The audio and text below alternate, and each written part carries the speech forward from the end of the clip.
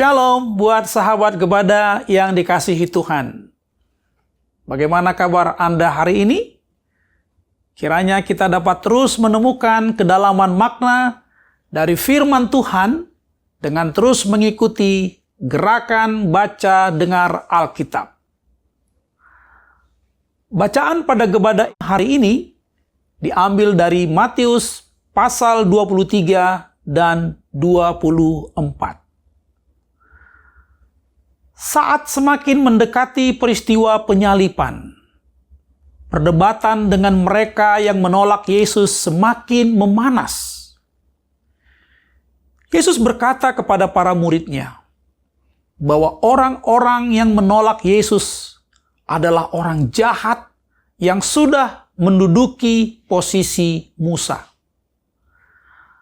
Mereka mengikat beban-beban berat lalu meletakkannya di atas bahu orang, tetapi mereka sendiri tidak mau menyentuhnya.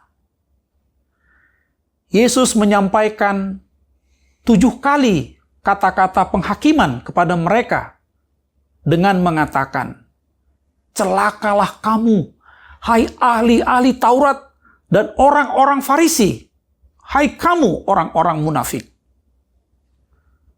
Kata-kata tersebut sangat menakutkan dan mengerikan untuk didengar. Tapi kita semua tahu, Yesus mengucapkan hal itu bukan karena membenci, tetapi justru karena kasih-Nya terhadap Yerusalem yang akan binasa. Yerusalem, Yerusalem, engkau yang membunuh nabi-nabi dan melempari dengan batu orang-orang yang diutus kepadamu. Berkali-kali aku rindu mengumpulkan anak-anakmu, sama seperti induk ayam mengumpulkan anak-anaknya di bawah sayapnya.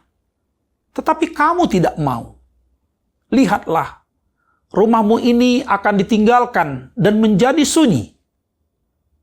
Aku berkata kepadamu, mulai sekarang, kamu tidak akan melihat aku lagi, sampai kamu berkata, terpujilah Dia yang datang dalam nama Tuhan.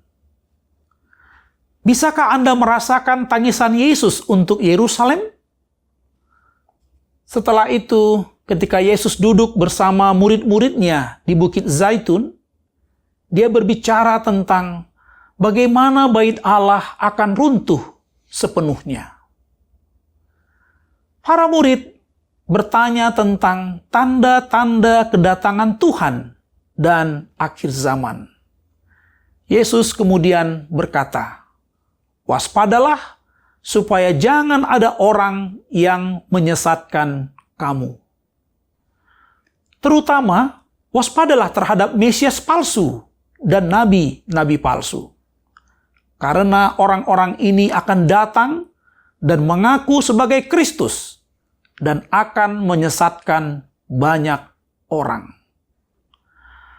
Sebab Mesias-Mesias palsu dan nabi-nabi palsu akan muncul, dan mereka akan mengadakan tanda-tanda yang dahsyat dan mujizat-mujizat, sehingga sekiranya mungkin mereka menyesatkan orang-orang pilihan juga. Jadi, apabila orang berkata kepadamu, lihatlah, Ia ada di padang gurun, janganlah kamu pergi ke situ. Atau, lihatlah, Ia ada di dalam kamar yang tersembunyi, janganlah kamu percaya. Yesus tidak berasal dari bumi ini, tetapi akan datang dari surga sesuai dengan janji-Nya. Karena itu, berjaga-jagalah, sebab kamu tidak tahu kapan pada hari Tuhanmu datang. Maka dari itu, kita sebagai orang-orang percaya harus selalu hidup siap siaga.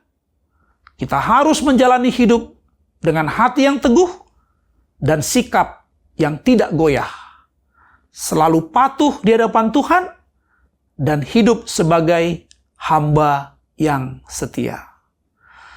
Sekarang, mari kita semakin menguatkan iman melalui firman Tuhan dengan bersama membaca dan mendengarkan pembacaan Kitab Matius pasal 23 dan 24.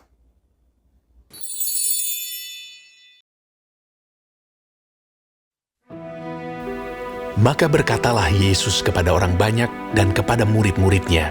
Katanya, ahli-ahli Taurat dan orang-orang Farisi telah menduduki kursi Musa. Sebab itu, turutilah dan lakukanlah segala sesuatu yang mereka ajarkan kepadamu. Tetapi, janganlah kamu turuti perbuatan-perbuatan mereka, karena mereka mengajarkannya tetapi tidak melakukannya. Mereka mengikat beban-beban berat, lalu meletakkannya di atas bahu orang, tetapi mereka sendiri tidak mau menyentuhnya. Semua pekerjaan yang mereka lakukan hanya dimaksud supaya dilihat orang. Mereka memakai tali sembahyang yang lebar dan jubah yang panjang. Mereka suka duduk di tempat terhormat dalam perjamuan dan di tempat terdepan di rumah ibadat. Mereka suka menerima penghormatan di pasar dan suka dipanggil rabi. Tetapi kamu, janganlah kamu disebut rabi, karena hanya satu rabimu, dan kamu semua adalah saudara. Dan janganlah kamu menyebut siapapun bapa di bumi ini, karena hanya satu bapamu, yaitu Dia yang di sorga. Janganlah pula kamu disebut pemimpin, karena hanya satu pemimpinmu, yaitu Mesias. Barang siapa terbesar di antara kamu, hendaklah ia menjadi pelayanmu. Dan barang siapa meninggikan diri, ia akan direndahkan. Dan barang siapa merendahkan diri, ia akan ditinggikan. Celakalah kamu, hai ahli-ahli Taurat dan orang-orang Farisi. Hai kamu orang-orang munafik, karena kamu menutup pintu-pintu kerajaan sorga di depan orang.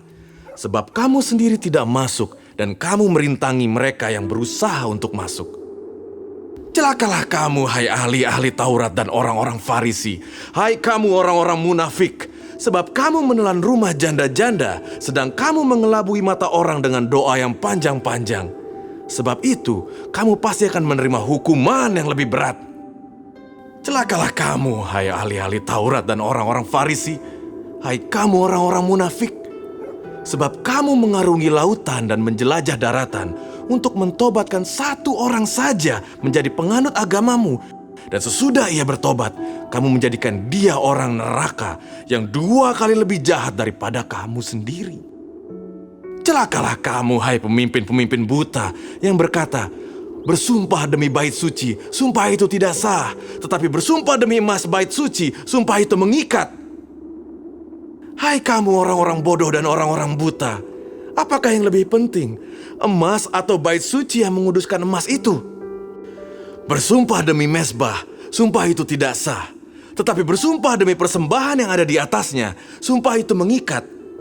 Hai kamu orang-orang buta, apakah yang lebih penting, persembahan atau mezbah yang menguduskan persembahan itu?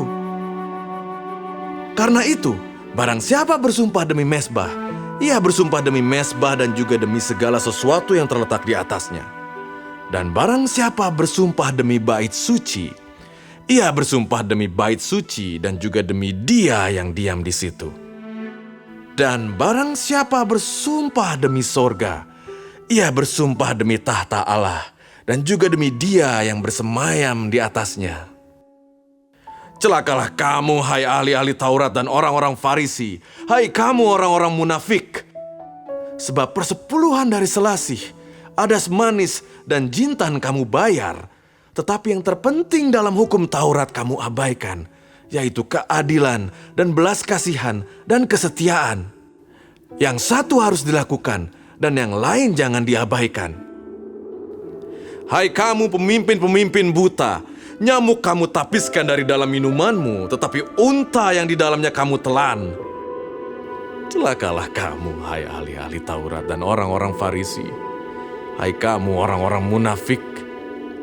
Sebab cawan dan pinggan kamu bersihkan sebelah luarnya, tetapi sebelah dalamnya penuh rampasan dan kerakusan. Hai orang Farisi yang buta, bersihkanlah dahulu sebelah dalam cawan itu, maka sebelah luarnya juga akan bersih. Celakalah kamu, hai ahli-ahli Taurat dan orang-orang Farisi. Hai kamu orang-orang munafik. Sebab kamu sama seperti kuburan yang dilabur putih, yang sebelah luarnya memang bersih tampaknya, tetapi yang sebelah dalamnya penuh tulang belulang dan pelbagai jenis kotoran. Demikian jugalah kamu. Di sebelah luar kamu tampaknya benar di mata orang, tetapi di sebelah dalam kamu penuh kemunafikan dan kedurjanaan. Celakalah kamu, hai ahli-ahli Taurat dan orang-orang Farisi, hai kamu orang-orang munafik, sebab kamu membangun makam nabi-nabi dan memperindah tugu orang-orang saleh. Dan berkata, jika kami hidup di zaman nenek moyang kita, tentulah kami tidak ikut dengan mereka dalam pembunuhan nabi-nabi itu. Tetapi dengan demikian, kamu bersaksi terhadap diri kamu sendiri bahwa kamu adalah keturunan pembunuh nabi-nabi itu. Jadi, penuhilah juga takaran nenek moyangmu. Hai kamu ular-ular, hai kamu keturunan ular beludak, bagaimanakah mungkin kamu dapat meluputkan diri dari hukuman neraka? Sebab itu, lihatlah, aku mengutus kepadamu nabi-nabi, orang-orang bijaksana dan ahli-ahli Taurat. Separuh di antara mereka akan kamu bunuh dan kamu salibkan, yang lain akan kamu sesah di rumah-rumah ibadatmu dan kamu aniaya dari kota ke kota, supaya kamu menanggung akibat penumpahan darah orang yang tidak bersalah, mulai dari Habel, orang benar itu, sampai kepada Zakaria anak Berekhya, yang kamu bunuh di antara tempat kudus dan mezbah. Aku berkata kepadamu, sesungguhnya semuanya ini akan ditanggung angkatan ini. Yerusalem, Yerusalem, engkau yang membunuh nabi-nabi dan melempari dengan batu orang-orang yang diutus kepadamu. Berkali-kali aku rindu mengumpulkan anak-anakmu, sama seperti induk ayam mengumpulkan anak-anaknya di bawah sayapnya. Tetapi kamu tidak mau. Lihatlah, rumahmu ini akan ditinggalkan dan menjadi sunyi. Dan aku berkata kepadamu, mulai sekarang, kamu tidak akan melihat aku lagi. Hingga kamu berkata, diberkatilah dia yang datang dalam nama Tuhan. Sesudah itu, Yesus keluar dari bait Allah, lalu pergi. Maka datanglah murid-muridnya dan menunjuk kepada bangunan-bangunan bait Allah. Ia berkata kepada mereka, Kamu melihat semuanya itu? Ya Tuhan. Aku berkata kepadamu, sesungguhnya tidak satu batu pun di sini akan dibiarkan terletak di atas batu yang lain. Semuanya akan diruntuhkan. ketika Yesus duduk di atas bukit Zaitun, datanglah murid-muridnya kepadanya untuk bercakap-cakap sendirian dengan dia. Kata mereka, Katakanlah kepada kami, bila manakah itu akan terjadi, dan apakah tanda kedatanganmu dan tanda kesudahan dunia? jawab Yesus kepada mereka, Waspadalah, supaya jangan ada orang yang menyesatkan kamu. Sebab banyak orang akan datang dengan memakai namaku dan berkata, Akulah Mesias, dan mereka akan menyesatkan banyak orang. Kamu akan mendengar deru perang atau kabar-kabar tentang perang. Namun berawas-awaslah, jangan kamu gelisah. Sebab semuanya itu harus terjadi, tetapi itu belum kesudahannya. Sebab bangsa akan bangkit melawan bangsa, dan kerajaan melawan kerajaan. Akan ada kelaparan dan gempa bumi di berbagai tempat. Akan tetapi, semuanya itu barulah permulaan penderitaan menjelang zaman baru.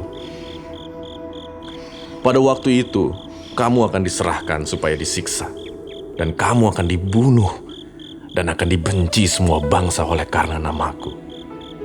Dan banyak orang akan murtad, dan mereka akan saling menyerahkan dan saling membenci. Banyak nabi palsu akan muncul dan menyesatkan banyak orang.